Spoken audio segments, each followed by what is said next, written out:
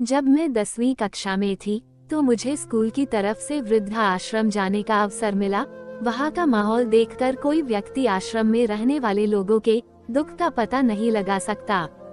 मैं जानना चाहती थी कि ये लोग अपना घर परिवार छोड़ के यहाँ क्यों रहते हैं। मैं वहाँ रहने वाली एक दादी से बातें करने लगती हूँ। दादी अपनी यहाँ रहने की मजबूरी बताती है। उनकी कहानी सुनकर मेरे तो आंसू ही नहीं रुक रहे थे। अपने बेटा बहू अपने ही बूढ़े माँ बाप के साथ ऐसा क्यों करते हैं?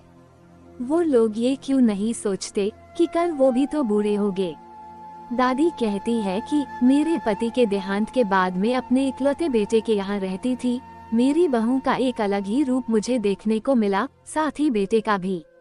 दोनों के मन में क्या है मैं अच्छे से जानती थी। वो चाहते थे कि मैं वृद्धा आश्रम चली जाऊं। पति के जाने के बाद मुझे ये सब देखना और सुनना पड़ेगा, इसका मुझे अंदाजा भी नहीं था। पर मैं अपने मन को मारकर अपने बेटे और बहू की बातें सुनकर भी वहाँ रहती थी, क्योंकि मुझे मेरे पोते और पोती दिखाई देते थे। उनकी झलक पाकर मुझे सुकून मिलता था। घर के बाहर एक टीन की झोपड़ी में रहती थी। मेरी बहू को कोई दिक्कत नहीं हो, इसलिए मैं घर के बाहर रहती थी। बेटे ने थोड़ी मेहरबानी की थी तो ऊपर टीन की चादर लगवा दी थी। समय समय पर थोड़ा राशन दे देता था तो मैं अपना बनाकर खा लेती थी। मैंने अपने बेटे को कह दिया था कि मेरी वजह से उन दोनों को कोई प्रॉब्लम नहीं होगी, बस मुझे यही रहने दे।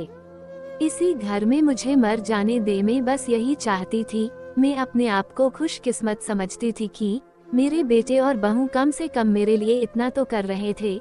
मेरा बेटा सुबह 9 बजे नौकरी जाता था और बच्चे भी उसी समय स्कूल जाते थे। फिर शाम को 6 बजे मेरा बेटा वापस आता था। बच्चे 3 बजे आते हैं। उन्हें आते जाते निकलते देख मुझे बड़ा सुकून मिलता था।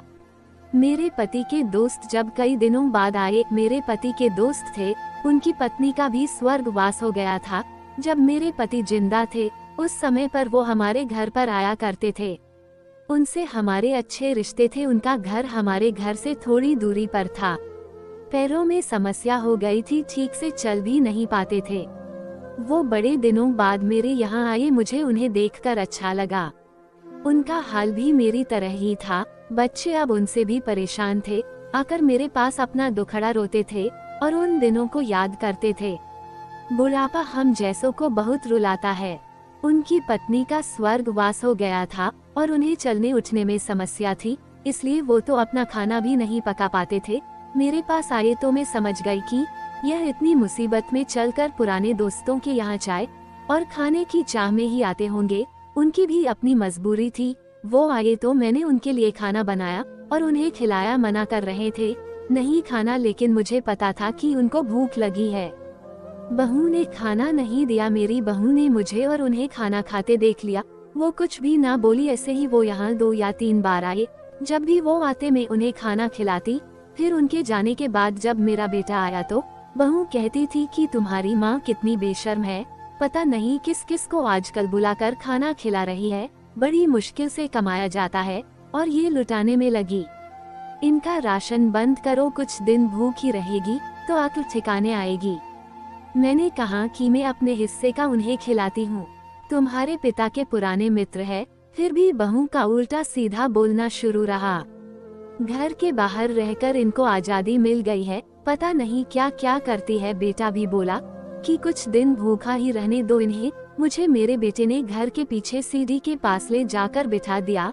कहा कि अब यही बैठो। मेरे तो अब आंसू भी सूख गए थे। अगले दिन मुझे खाना नहीं मिला। मेरे टीन के उस छोटे से कमरे को बहू ने तोड़ दिया था। तब मुझे लगा कि अब मैं गलत कर रही हूँ। एक दिन पूरा भूखा रहने के बाद मैंने सोचा कि मैं गलत कर रही हूँ। मुझे अब अपने बेटे के यहाँ नहीं रहना चाहिए और शायद गलती भी मेरी ही है। मेरी ही परवरिश में कोई कमी रही है, तभी तो ये परिणाम आया। अगली सुबह मैंने अपने बेटे को कहा कि मुझे वृद्धा आश्रम छोड़ा, अब मैं तुम दोनों को ज्यादा परेशान नहीं करना चाहती।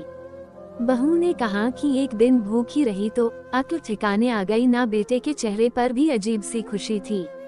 जल्दी से तैयार हो गया मुझे छोड़ने के लिए। बहू कह रही थी कि आज की छुट्टी ले लूं, यही आसपास मत छोड़ आना, कहीं 3 दिन में वापस आ जाए। मैंने अपनी बहू से कहा कि बेटी चिंता मत कर, मैं अब नहीं आऊंगी। मैंने अपने पोता पोती को गले लगाया, मुझे पता था कि अब मिलना नहीं हो पाएगा।